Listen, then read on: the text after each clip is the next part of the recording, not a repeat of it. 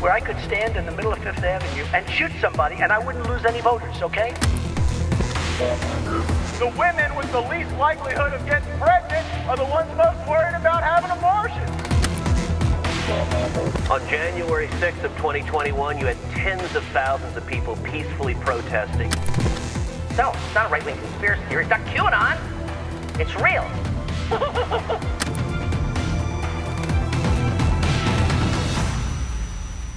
Hi folks, I'm Rick Wilson and welcome to The Enemies List. My guest today is Jonathan Shapiro. Jonathan is an attorney, a former prosecutor, a gifted writer from everything from novels to nonfiction to more television than you can shake a stick at. He has also now written an incredibly insightful book called How to Be Abe Lincoln, 7 Steps to Leading a Legendary Life. And as you know, we're some Abe Lincoln fans here on the show and at the other gig. And I read this with extraordinarily high enthusiasm because, Jonathan, you drew some fascinating lessons for how Lincoln worked and lived and grew and governed and related to people that you are correct in saying would be valuable for the lives of everyday folks. Tell us about how the book came to be. What inspired you to jump in to write this book at this moment? Well, first of all, thank you for having me. I'm a huge fan of your work. Though we would have been on the other side of things when I was working in politics, but we've reached that point where all the sinners are on one side and all the saints are on the other. So it's a pleasure to be on your side. I guess I got tired of having people I love, friends and family, throw up their hands and say they were done with politics. They were done with the public space. They were sick of the divisions and they were ready to quit. Some of them have. And so I wanted to write a book that gives us some hope, not just curses the darkness, but lights a candle. And it occurs to me, as someone who's loved Abe Lincoln my whole life, my oldest son is named Abraham after all for him, that Abe Lincoln is the man of the moment. He's the one who gave us the template to get through these periods of division. And what I talk about in the book, How to Be Abe Lincoln, the 7 Steps to a Legendary Life, Abe Lincoln was Abe Lincoln because he did 7 things, and he did them throughout his life with sincerity and conviction. And if we just do those 7 things, if we follow his map, we're going to be better people and we're going to be a better country. So talk to us about some of those 7 things.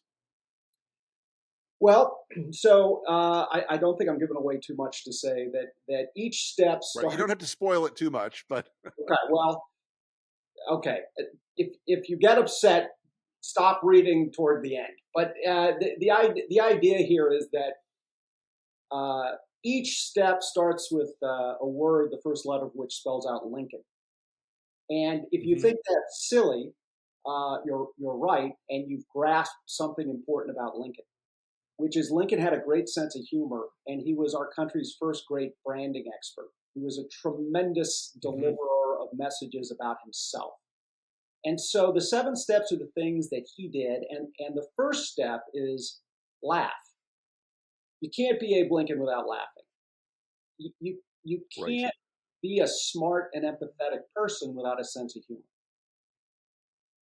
One of the things that I dislike most about our current politics, but also our culture, is the meanness of our humor. The idea that it's only funny if it comes at someone else's expense. I love Mel Brooks, but Mel Brooks said something I disagree with. Mel Brooks said, if I fall down, it's a tragedy. If you fall down, it's funny. And the truth is, I never thought any of that was funny. My father always said, people will forget what you say to them, but they'll always remember how you made them feel. And what I love about Abe Lincoln's humor and his ability to laugh primarily at himself is that he always used humor in a way to bring people together. He never, past the age of 32, used humor to drive people apart. He never made fun of people except himself. And he used humor the way, and I talk about President Zelensky in the Ukraine. Lincoln used humor the way Zelensky used humor to build a nation, to create a bond with one Right. another. Because you can't laugh with someone without bonding with them in some ways. And the reason I start with laughter is because everybody who knew Lincoln and wrote about Lincoln, the one thing they were all absolutely on board with was he was funny. And not only was he funny, laughter was his coping mechanism, not only for succeeding in politics and bridging the divide between people, but Lincoln, who suffered from depression, said, if I didn't laugh, I would cry. And elsewhere, he said, if I didn't laugh, I would kill myself. And so, I believe Lincoln also made the first presidential fart joke of all time. you know, I was reading another bio of him. He made the first known presidential fart joke. Well, you know what? Anyway, sorry. You taught me something. And so that's great. In the book, I talk about the fact that some people say they don't have a sense of humor. And I make the argument that everybody has a sense of humor. We're born with it. It's innate. It's in our limbic system. We've evolved to have one. In the same way, we have a sense of vision, a sense of smell, a sense of sight, and you can sharpen all your senses. Lincoln was obsessed with sharpening his comic side. As a kid, he would go hear preachers so that he could mimic them better to his friends. He was a guy who read humor books, never failed to go see a comedy, unfortunately. And was a man who understood he understood what Jesus understood and what all the great religious leaders understood, which is if you can break down serious moral issues into a story, and if that story can have a shade of humor in it, it will never be forgotten. But I mean, you mentioned the presidential scatological humor. How could you not love a man who, when told that his Secretary of War told the New York Herald that Abe Lincoln was a baboon, Lincoln said, "I'm not insulted. I'm worried because usually my Secretary of War is correct." I don't see the last few presidents having that magnanimity. No, it definitely, and I think one thing that you catch here is his wit and his sort of sly humor was interpersonally effective, but it was also kind of politically effective. I mean, there's a famous line when they're in the Lincoln Douglas debates, and he says, you have the luxury of being on all sides of every issue. I have to speak the truth.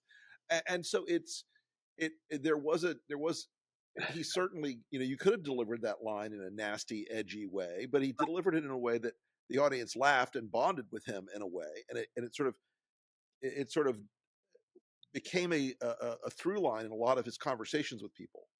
Yes. And people used to go to the White House not to meet the president, but to hear the jokes.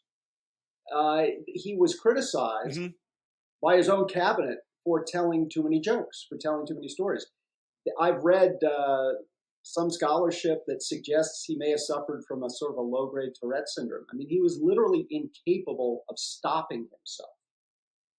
And one of the things I talk about in the book is we have to learn to laugh.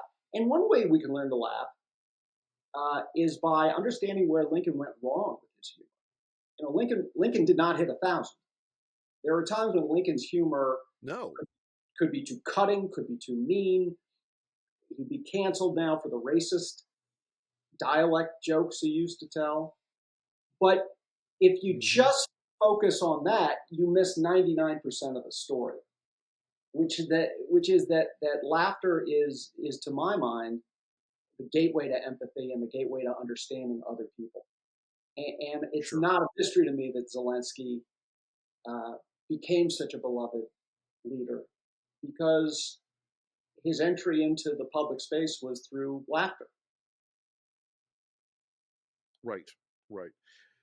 So as you go through these rules, and this is something that I find a lot of folks are, and it's strange to say this in America in the early part of this century, to say that there are people who say all the time, we are in a cold civil war, we are in a we're so divided we can never come back together. We're so shattered as a nation that the divisions can never be healed. But Lincoln had a a challenge that was arguably much vaster when it came down to Absolutely. reuniting the country. Talk to us about how the things you've learned from this set of lessons, how Lincoln would approach today, in your opinion, and where are we going wrong? How could we be more like Abe in the assertion of that holding the Union together is the high calling that it is? So over this weekend, I was watching the shenanigans with the government shutdown, and it occurred to me that the government shutdown, that I was I had a non-speaking role in the cast of thousands of furloughed employees during the '96 shutdown. Okay. And I'm watching this happen this weekend, and I think, Abe Lincoln, throughout the Civil War and every day of his administration, kept the government open. The federal government offices in the North opened at 9 a.m. like they did before the war, and they closed at 3 p.m. like they did before and after the war, and not one day was the government shut down. And Lincoln said in a special message to Congress on July 4th, 1864, "We are never going to shut down the government because the people have the right to continuity of government." And so he took that whole issue off the table, even as half the country was in armed rebellion, in murderous slaughter, ultimately trying to shut down the federal government. So one thing that I think we ought to get back to are basic principles and take off the table this sort of show play that passes as governance. I remember Tom Holt's great book, The Right Stuff. Men want to do something, boys want to. Absolutely. And what I see from the Matt Gaetz of the world are people who want to be somebody. And what we need are people who actually want to do something. I talk in the book about the fact I'm a former federal prosecutor. I used to put people in prison for lying on their bank statements and committing insurance fraud. That was a very familiar thing for me. I think there's a case out there like that right now. I'm having trouble remembering who it is. Yeah, I heard there's a case like that right now. It can't possibly be because I'm a federal court career. If you so much as looked at the federal district court judge wrong, you'd be in contempt. I guess people are more tolerant in New York. But anyway, I start the book by saying that Abe Lincoln was a man who was, even for a lawyer, renowned for being obsessed with fact. They said that Abe Lincoln took nothing on faith or trust, but looked for himself to see what the facts were. And I talk in the book about the fact, and you talk about it too in a better way, but truth has a very overrated reputation. Like, truth is, people think good things about truth. And as a prosecutor, I never talked about truth. I talked about facts that I could prove. Because truth can be based on faith. And faith can never be proven. That's why it's so beautiful. That's why it's faith. You can't be Abe Lincoln without faith. I'm a man of faith. But you know what our founding fathers realized? Faith, because it can't be proven and because it's subjective, has no place in the public sphere. And we got to get back to a place where we can talk in terms of fact and stop talking in terms of your truth versus my truth. Because there's no your truth or my truth in the public sphere. They're just facts. And Lincoln would be criticized for asking so many questions and for taking so long before he made a decision. But he said, I want to know the facts so that when I make the decision, I can be confident that I'm right. I talk about why Americans hate facts and would prefer truth, and why it's put us in the bad spot we're in. I think one of my favorite chapters in this was the navigate chapter, because I'm a pilot. I'm a guy who spent my life in the air and on the water, and navigation to me is it's a skill, it's a mindset, it's an application of of both knowledge and data and everything else. And you talked about that as one of his principles of like learn how to navigate through the world. Talk to us about that chapter in particular, because it spoke to me because you talked about his experience on the river as a young man and working those problems. Talk to me a little bit about that chapter, because I think that's something that the opposite of navigation is being lost. And too many people in the country, I think, feel very lost right now. Well, I'm so glad you mentioned that's one of the steps to be Lincoln is you've got to know how to navigate. And, the context of this is if you asked Abe Lincoln what he was proudest of, he said he was proud of the fact that with no training, he built a flatboat that was sturdy enough to go from Indiana to New Orleans over 1,000 miles each way. And he was the pilot of that boat. And he was the one without maps, because there were no maps, and without any training, managed to steer his way in and out of danger. He was almost killed in one accident. He was almost murdered by other people, in a second incident. But he managed to get there and come back, and he did it well enough to be asked to do it again, and he did. So there's, in my mind, and I know you're an instrument trained pilot, and I find navigation to be one of the sacred skills, because I do think skill is a sacred thing. I think if you teach yourself a skill like navigation, particularly navigation, you become something that we've lost touch with in our country. In America, as Emerson wrote, self-reliance was a fundamental American characteristic. Self-reliance, the ability to get from here to there on your own without being told, and certainly without relying on technology. Now we live in a world where nobody can read a map. If the GPS goes down, nobody can get anywhere. And we have become vulnerable. Our inability to know how to get from here to there has made us vulnerable to the directions of people who don't have our best interests at heart. And so navigation to me, and the river and its experience in Lincoln, the river taught Lincoln everything he was ever really to learn about the rest of the country. It's the most traveling he ever did, and the most expansive experience he had. And the metaphor of the river, those who read Siddhartha as a kid and it scarred them for life, the Buddhism teaches us that life as a river, we're all running to the same end. It's not the ocean, it's death. And we're luckier than rivers because we get to choose our course. But we can't choose the course unless we know how to navigate the river. And, I talk in the book about one of the scariest things that ever happened to me was driving from Sacramento to Berkeley, getting lost in two-leaf fog, which is kind of a unique weather situation in California, where it just suddenly it becomes a whiteout and you can't pull off to the side. The lights go out. You just have to keep driving. And one of the things I talk about again in terms of faith, because I am a man of faith, and I you can't read Lincoln without being impressed by his spirituality, unconventional though it was. Sometimes you have to navigate by faith. Sometimes you have to navigate by faith, and that's okay. So long as you've done all the preparation and all the rational thinking you can before that point. You mentioned in the book, and this also was something that was near and dear to my heart, you talked about Lincoln as a Stoic. And Stoicism is having a moment right now, which I'm glad to hear, because I was deeply influenced by Stoicism growing up, and it's a semi-secular faith or an approach to life. Talk to us about Lincoln's Stoicism and how that made him stronger, and how that can make people stronger in this world, because I think that is really something you picked up on that I had not frequently seen people like connect it as directly as you did. Well, thank you.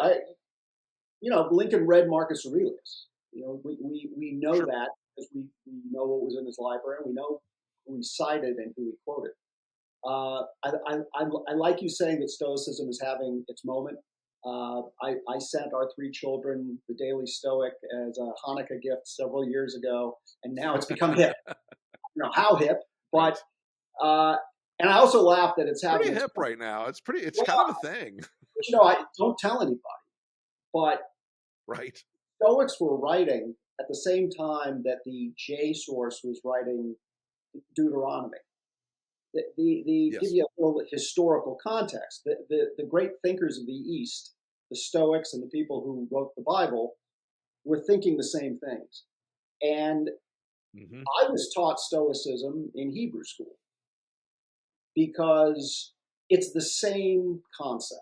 It's the book of Ecclesiastes. To me, the great Stoics are Marcus Aurelius, Epictetus, Seneca, and Koheleth, who's the preacher who wrote or is the speaker in Ecclesiastes.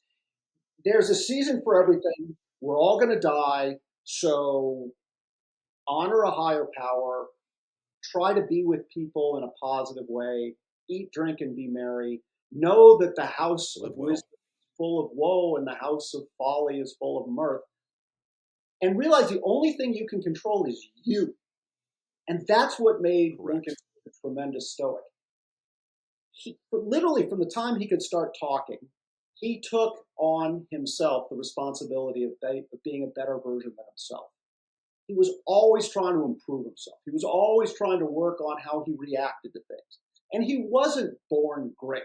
He had an emotional glass chin. Every time a woman would leave him, he'd become so suicidal, his friends would take the razor out of his bedroom. But he learned self-improvement, how to get better. And in getting better, he really focused on his soul. And what he was interested in getting better with was not letting the outside world rob him of his peace of mind and his sense that he was a worthy human being because he behaved in a principled way. That wasn't given to him. He earned that because I'm a practicing Stoic. You don't achieve Stoicism; you practice it. Don't get me started. It's an approach, not a religion. Is this the worst interview you've ever done? I know that's not a Stoic question, but I hope I'm not babbling too much. No, not at all. No. Listen. You and I have a very similar outlook, I think, on both the world and of Lincoln. So no, I'm loving this, man. You're doing great. That's a question, by the way, Lincoln never would have asked. Oh, I know. Just because we write about it, and as you point out, No, go ahead. Sorry. As you point out in the book, when John Wilkes Booth assassinated Lincoln at the aforementioned comedy, Our American Cousin, when he assassinated him, you said he took nothing that Lincoln was not already willing to give. And I mean, that to me is something that is very different from today. Most people in politics, as you know, they are willing to give nothing. They are willing to sacrifice nothing. They're not even willing to be made uncomfortable these days. They're not even willing to. They're not willing to risk the chance of somebody in a primary election coming after their job. They have.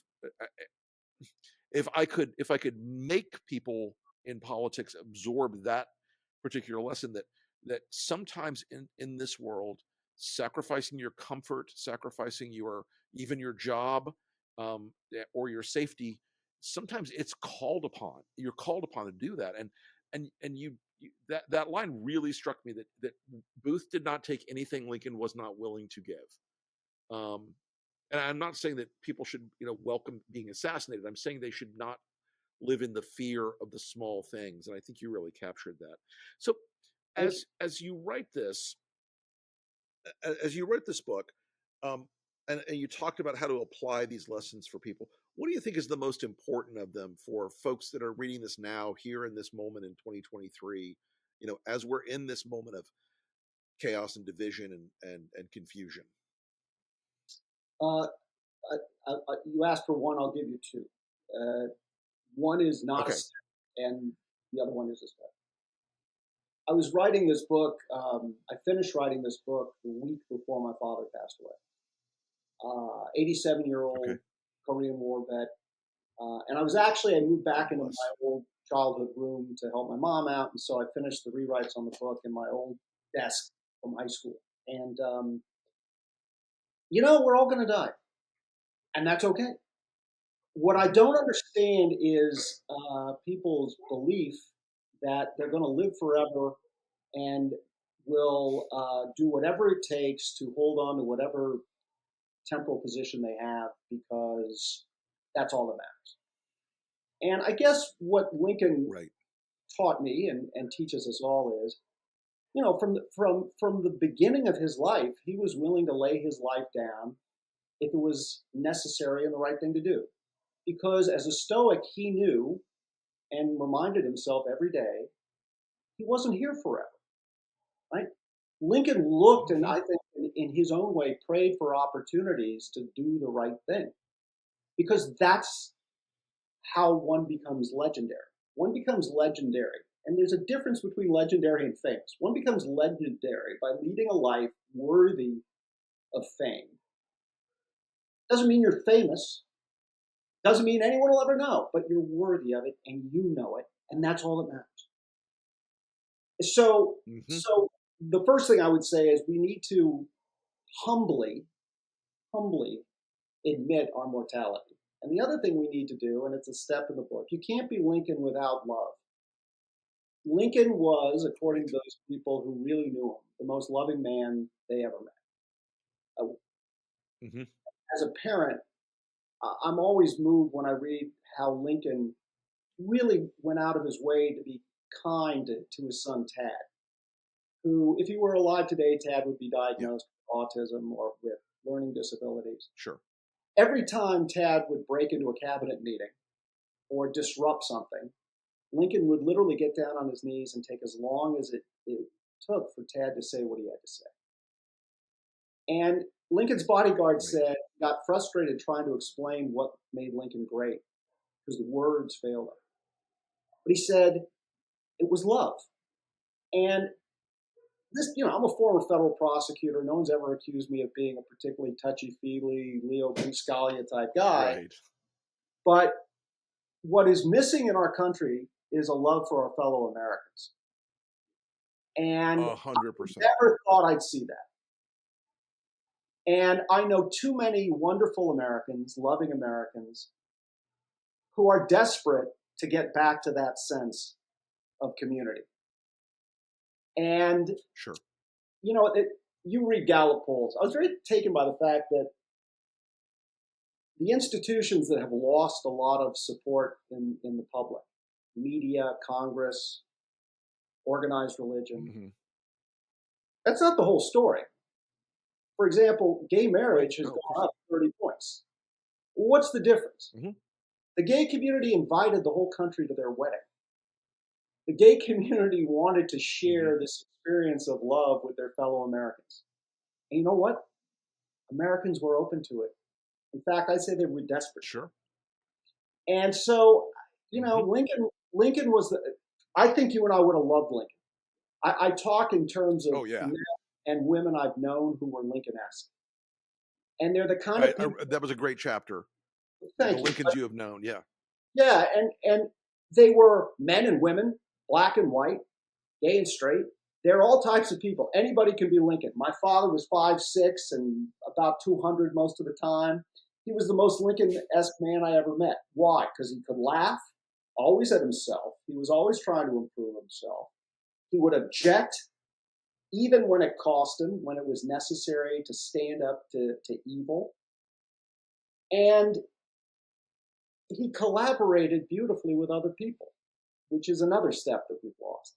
But fundamentally, when my dad died, I was blessed with the fact that everyone who came up to me afterwards said the same thing. Your dad was the sweetest man we knew. It's not cheating to be sweet and loving to other people, particularly if we're fellow Americans. It doesn't mean we should disagree, but we got to disagree on facts in a way that at least acknowledges the humanity of the other person and the other side. Yeah, and it really has sort of sunk into a weird space now in our politics where and look, I have a low tolerance for things like authoritarianism and cruelty and racial hatred. I have a very low tolerance for those things.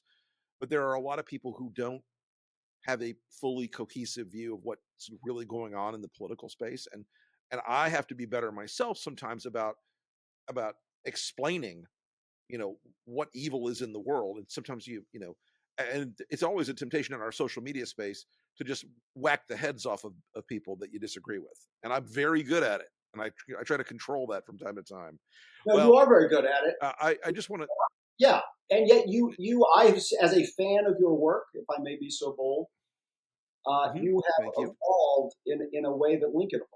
Lincoln was an insult comic. I want to be clear about this. Up to his early 30s, Sure. He was famous for mimicking people and for saying sarcastic things. And he had one episode, and I talk about it in the book, that he shamed himself. He felt shame when his humor went over the line. He never did it again. To be Lincoln does not require we pitch a perfect game. It requires that we just do better. Mm-hmm. It is. Yeah, it's the asymptotic curve. You're always going to go up, or you always want to try to go up. You're never going to you're never going to get to perfection. You're never going to hit a peak like that. Well, Jonathan Shapiro, I want to thank you very, very much for coming on the Enemies List today. Folks, the book is How to Be Abe Lincoln, 7 Steps to Leading a Legendary Life. It's available on Amazon and all other places fine books are sold. It is really well worth your time. I really enjoy going through it as not only an aficionado of Lincoln, but as somebody who really I'm fascinated by the lessons of one of the most profound and important figures in our society and our politics and our culture. For now, we're close to 200 years of Abe Lincoln, and it is a very different. It's a very different world than he grew up in, the world he operated in, but the lessons carry through. So once again, Jonathan, thank you so much for coming on, and best of luck with the book, and we'll look forward to talking to you again soon. Thanks so much. It's a pleasure.